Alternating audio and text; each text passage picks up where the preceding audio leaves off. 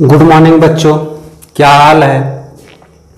आज हम लोग तीसरे लेसन अर्थात धातु अधातु का अंतिम टॉपिक पढ़ेंगे। देखते हैं अंतिम टॉपिक, धातुओं का शोधन।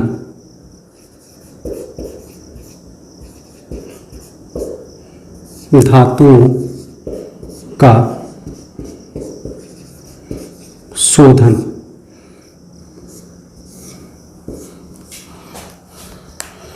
Purification.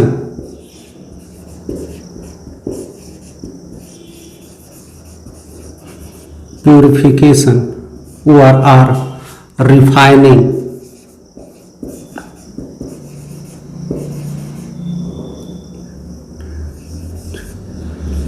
of metals।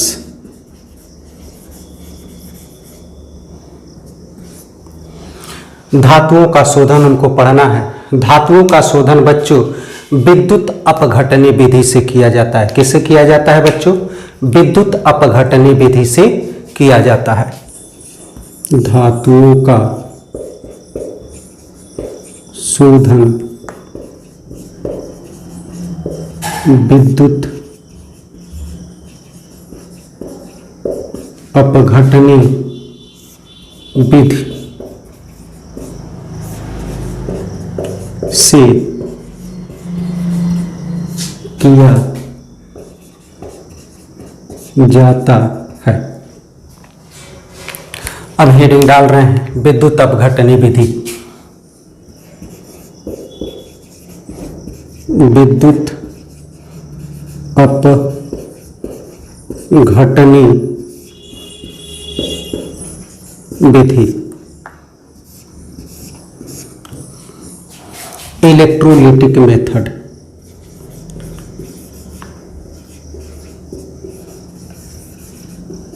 Electrolytic method.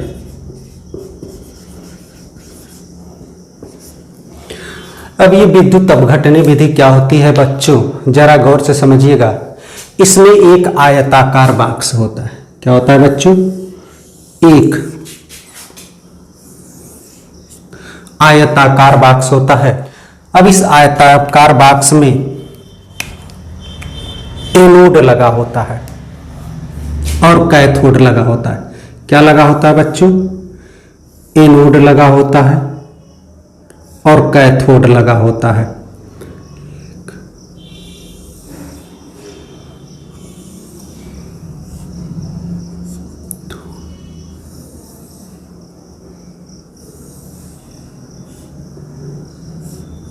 तीन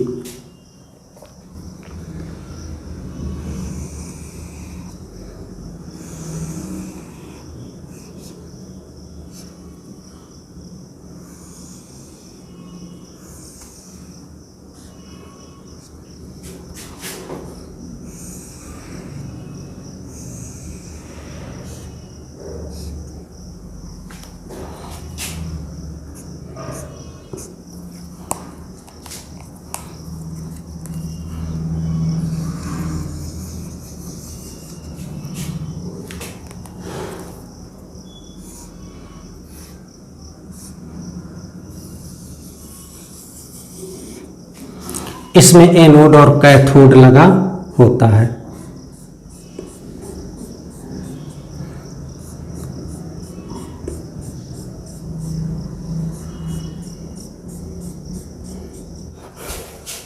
फिर ध्यान दीजिएगा बच्चों, हम क्या कह रहे हैं? हम कह रहे हैं एक आयताकार बॉक्स लेते हैं। आयताकार बॉक्स लेते हैं। इस आयताकार बॉक्स में कैथोड और एनोड लगा होता है। और ये कैथोड एनोड किसका होता है भैया? एनोड जो होती है यह सदैव अशुद्ध धातु होती है। कैसी धातु होती है बच्चों? अशुद्ध धातु की बनी होती है। अशुद्ध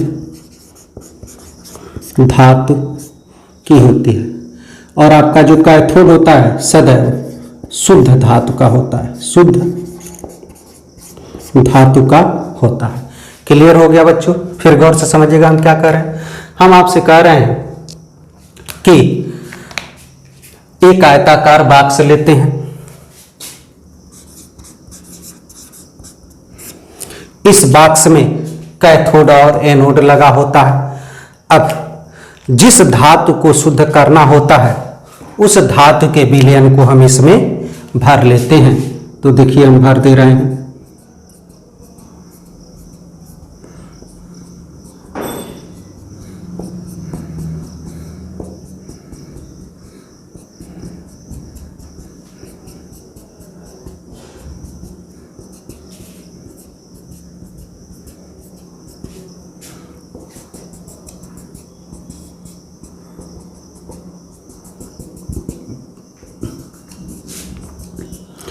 क्या भैया, जिस धातु को शुद्ध करना होता है उस धातु के विलयन को हम इसमें भर देते हैं। धातु का विलयन, उस धातु के विलयन को हम इसमें भर देते हैं। अब हम इसमें विद्युत धारा प्रवाहित करते हैं। क्या प्रवाहित करते हैं बच्चों? विद्युत धारा प्रवाहित करते हैं। तो अशुद्धियां जो होती हैं एनोड पर एकत्रित हो जाती हैं और शुद्ध धातु हमको कैथोड पर मिल जाता है। क्लियर हो रहा है बच्चों? फिर एक बार हम आपको समझा रहे हैं, गौर से समझिएगा। विद्युत अपघटनी विधि से किस प्रकार से हम धातुओं का शोधन करते हैं। हम क्या करते हैं, एक आयताकार बॉक्स लेते हैं। उस आयताकार बॉक्स में धातु का एनोड लगा देते हैं और कैथोड लगा देते हैं। एनोड जो होता है सदैव अशुद्ध धातु का होता है, कैथोड जो होता है सदैव शुद्ध धातु का होता है। अब जिस धातु को शुद्ध करना होता है उस धातु का विलयन इसमें भर देते हैं। भरने के बाद हम विद्युत धारा प्रवाहित करते हैं। क्या प्रवाहित करते हैं बच्चों? विद्युत धारा प्रवाहित करते हैं। तो कैथोड पर हमको शुद्ध धातु प्राप्त होता है और एनोड पर सदैव अशुद्ध धातु प्राप्त होता है। यही हमारी विद्युत अपघटनी विधि है। तो चलिए एक लाइन लिख दे रहे हैं। नंबर 1, जिस धातु को शुद्ध करना होता है उसी धातु का कैथोड तथा एनोड लेते हैं। कि पहले पॉइंट में क्या लिखे भैया? जिस धातु को शुद्ध करना होता है उसी धातु का कैथोड और एनोड लेते हैं। सपोज कर लीजिए हमको जिंक धातु शुद्ध करना है तो हम जिंक धातु का कैथोड और एनोड लेंगे। अगर कॉपर धातु शुद्ध करना है तो हम कॉपर धातु का कैथोड एनोड लेंगे। यदि हमको सिल्वर शुद्ध करना है तो हम सिल्वर का कैथोड और एनोड लेंगे। क्लियर हो रहा है बच्चों? अगला दूसरा पॉइंट, कैथोड सदैव शुद्ध धातु तथा एनोड सदैव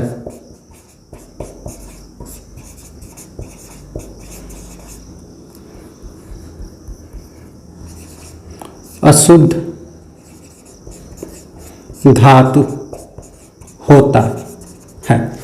ये भी आपको बता चुके हैं बच्चों। कैथोड हमारा सदैव कैसा रहेगा? शुद्ध धातु होगा और एनोड हमारा क्या होगा? सदैव अशुद्ध धातु होगा। क्लियर हो रहा है बच्चों? आयताकार बॉक्स में,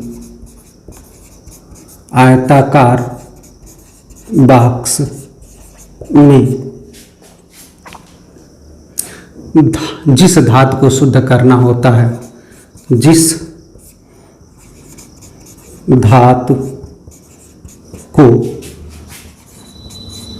शुद्ध करना होता है उस धातु का विलयन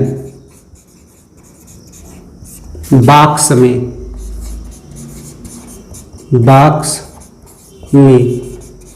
भर देते हैं।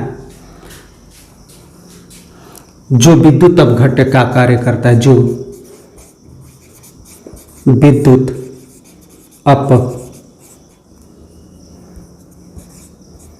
घट्य का कार्य करता है। क्लियर हो गया बच्चों? समझ में आ रहा है? अब जरा समझिएगा चौथा पॉइंट। अब हम इसमें विद्युत धारा प्रवाहित करते हैं। क्या प्रवाहित करते हैं? विद्युत धारा। अंत में विद्युत धारा प्रवाहित करते हैं तो एनोड पर अशुद्धियां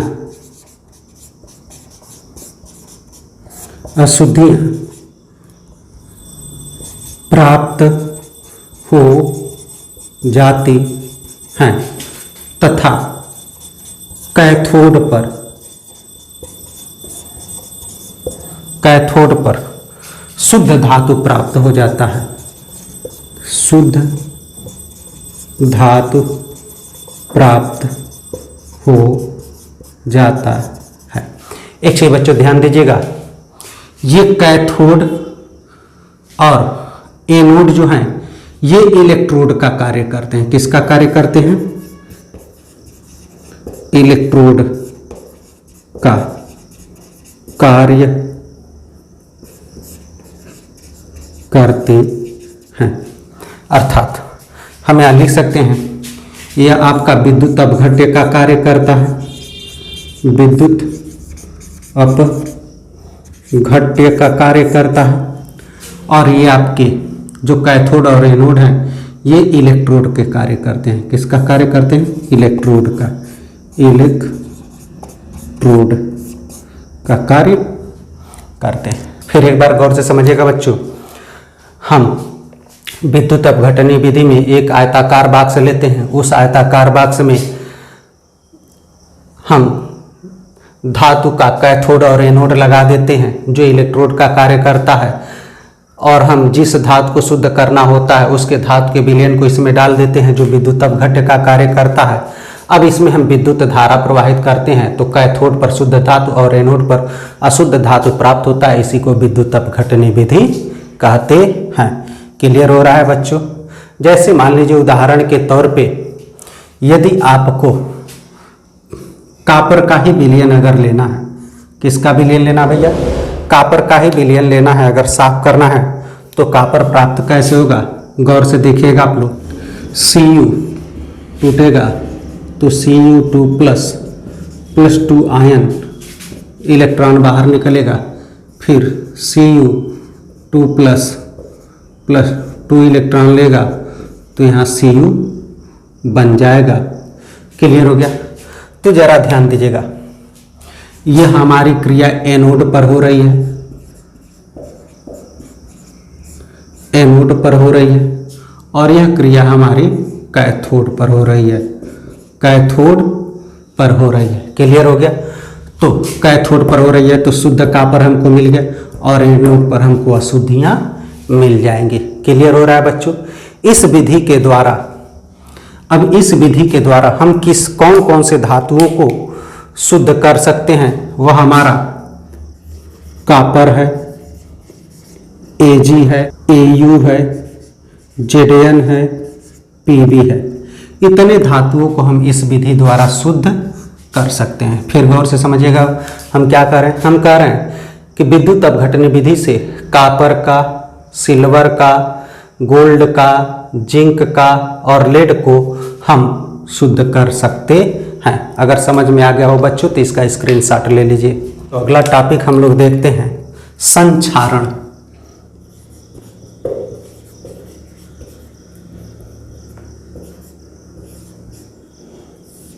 कोरोजन, CORROSION, कोरोजन। अब बच्चों समझिएगा, संक्षारण किसे कहते हैं? जब किसी धातु को वायु में हम छोड़ देते हैं, अर्थात वायु में खुला छोड़ देते हैं, उस धातु की सतह पर धीरे धीरे एक प्रकार की परत जम जाती है जिसे हम जंग या मूर्छा कहते हैं। उस जंग या मूर्छे के द्वारा धातु का धीरे धीरे क्षरण होना ही संक्षारण कहलाता है। फिर गौर से समझिएगा बच्चों, हम क्या कह रहे हैं, हम आपसे ये कह रहे हैं कि जब किसी धातु को खुले वायु में हम छोड़ देते हैं तो धातु की सतह पर एक प्रकार की परत जम जाती है जिसे हम जंग या मूर्छा कहते हैं। इस जंग या मूर्छे के द्वारा धातु का क्षरण होना ही संक्षारण कहलाता है। तो हम लिख रहे हैं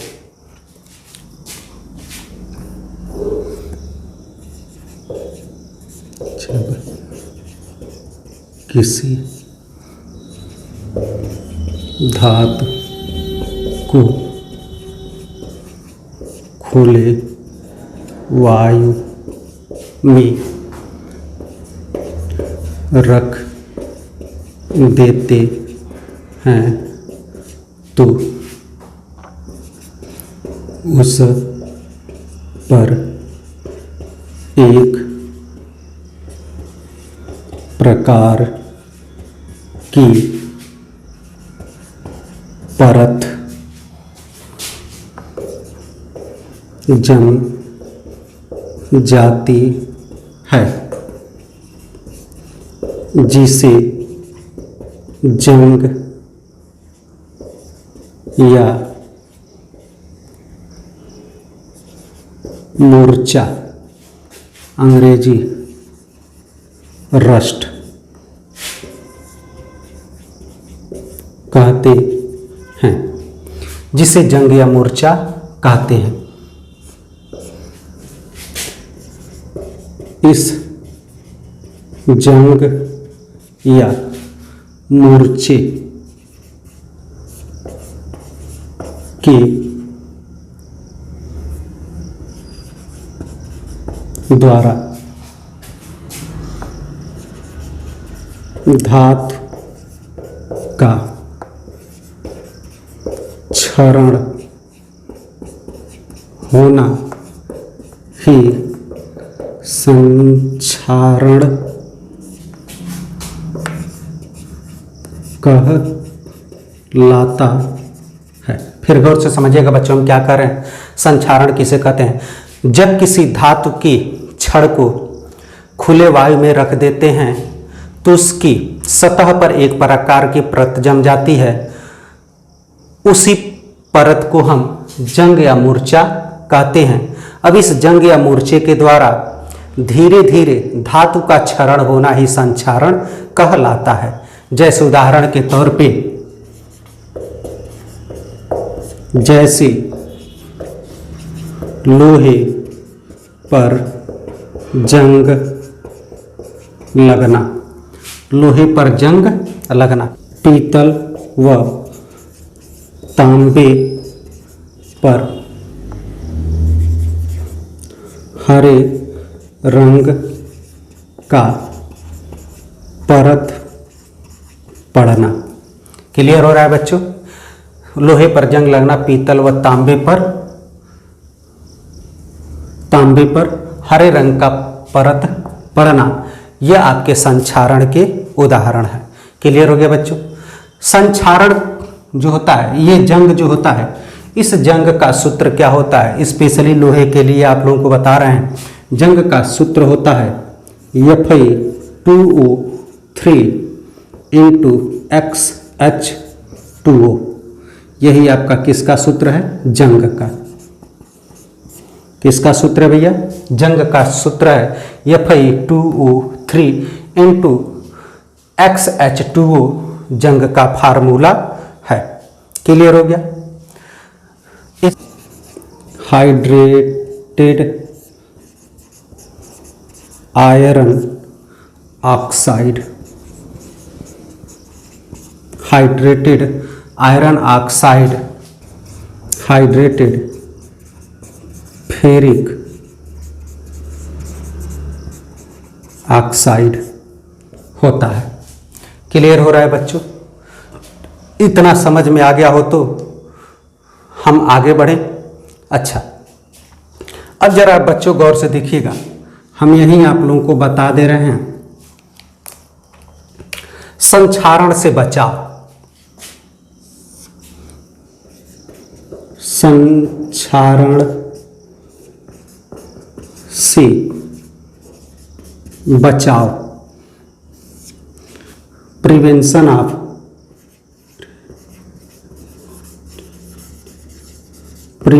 ऑफ कोरोजन। हम संक्षारण से कैसे बचा सकते हैं? संक्षारण से हम निम्नलिखित विधियों का उपयोग करके हम धातुओं को बचा सकते हैं। सबसे पहले पेंट लगाकर धातुओं को किससे बचा सकते हैं? पेंट लगाकर। दूसरा क्या कर सकते हैं? तेल लगाकर। दूसरा क्या कर सकते हैं? तेल लगाकर बचा सकते हैं। तीसरा बच्चों क्या कर सकते हैं? ग्रीस लगाकर, ग्रीस लगाकर। हम ग्रीस लगा करके भी बचा सकते हैं धातुओं को। इलेक्ट्रोप्लाटिंग करके, इलेक्ट्रोप्लाटिंग करके हम क्या कर सकते हैं? इलेक्ट्रोप्लाटिंग करके भी हम धातुओं को बचा सकते हैं। चौथा, गैल्वेनीकरण करके, गैल्वेनीकरण करके, धातुओं का गैल्वेनीकरण करके भी हम बचा सकते हैं। पांचवा, एनोडीकरण करके, एनोडीकरण करके। क्लियर हो रहा है बच्चों? फिर एक बार समझिएगा, धातुओं को संक्षारण से कैसे बचाया जा सकता है। हम धातुओं पर पेंट लगा करके बचा सकते हैं, धातुओं पर तेल लगा करके बचा सकते हैं, धातुओं पर ग्रीस लगा कर बचा सकते हैं, धातुओं का इलेक्ट्रोप्लाटिंग करके बचा सकते हैं, धातुओं का गैल्वेनीकरण करके बचा सकते हैं, धातुओं का एनोडीकरण करके बचा सकते हैं। समझ में आया बच्चों? समझ में आया हो तो इसको लिख लीजिए, आगे बढ़ें। अब बच्चों समझिएगा, ये तीन शब्द ऐसे आए हैं। एक आया है आपका इलेक्ट्रोप्लाटिंग, दूसरा आया है आपका गैल्वेनीकरण, तीसरा आपका आया है एनोडीकरण। अब इसके बारे में हम आप लोगों को बता दें कि गैल्वेनीकरण, इलेक्ट्रोप्लाटिंग और एनोडीकरण किसे कहते हैं। तो सबसे पहले हम आपको इलेक्ट्रोप्लाटिंग के बारे में बता रहे हैं। इलेक्ट्रोप्लाटिंग लोहे की चादर पर, किस पर भैया? लोहे की चादर पर nickel chromium tin, nickel chromium tin आदि की परत चढ़ाने की क्रिया को इलेक्ट्रोप्लाटिंग अर्थात विद्युत लेपन, विद्युत लेपन कहते हैं। फिर गौर से समझिएगा, हम आपको क्या बता रहे भैया? इलेक्ट्रोप्लाटिंग किसे कहते हैं? यदि लोहे की चादर पर, ये आपका लोहा है, अब इस लोहे पर निकिल, क्या भैया? निकिल और क्या? क्रोमियम और क्या? टिन आदि की चादर चढ़ाते हैं तो उसे ही हम इलेक्ट्रोप्लाटिंग या विद्युत लेपन कहते हैं। क्लियर हो रहा है बच्चों? अब आइए गैल्वेनीकरण किसे कहते हैं इसको जान ले। गैल्वेनीकरण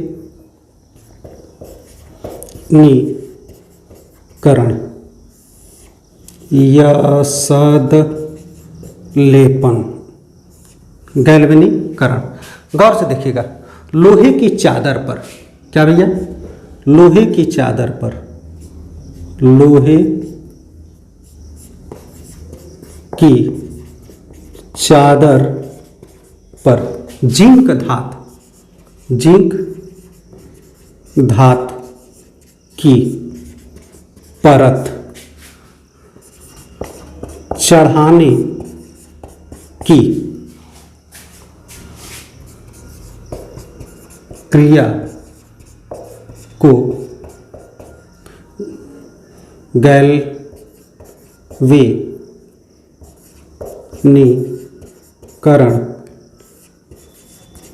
कहते हैं।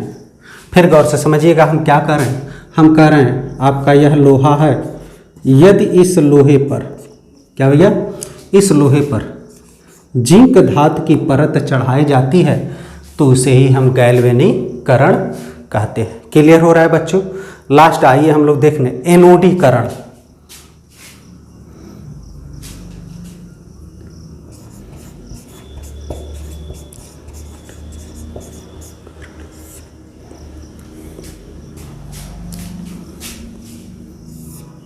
गौर से देखिएगा, एल्यूमिनियम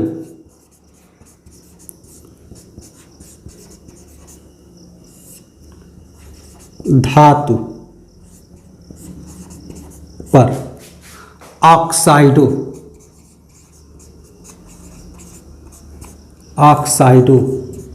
की परत चढ़ाने की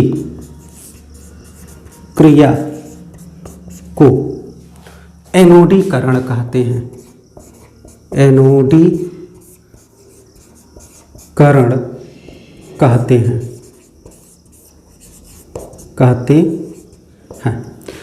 हम क्या बता रहे हैं भैया कि एनोडीकरण किसे कहते हैं? एल्युमिनियम धातु है, उस एल्युमिनियम धातु पर ऑक्साइड की परत चढ़ाते हैं, उसी को एनोडीकरण कहते हैं। जैसे मान लीजिए यह आपका एल्युमिनियम धातु है और इस एल्युमिनियम धातु पर हम ऑक्साइड की परत चढ़ा रहे हैं तो उसी को हम एनोडीकरण कहते हैं। एल्युमिनियम का ऑक्साइड Al2O3 होता है। क्लियर हो रहा है बच्चों? तो अगर क्लियर हो रहा है तो इसका स्क्रीनशॉट ले लीजिए। इस तरह से आपका यह टॉपिक समाप्त हुआ। Thank you.